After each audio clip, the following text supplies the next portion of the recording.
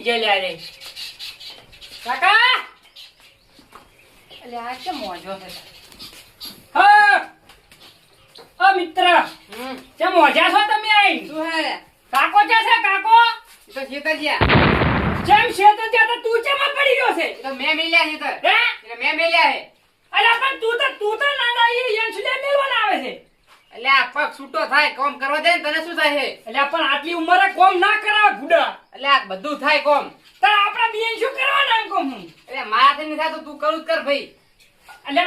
અલે હું તો કરું છું પણ તું થોડું ઘણું કરતો રહેતો શરીરમાં બુડા હોમ કશું કરવું નહીં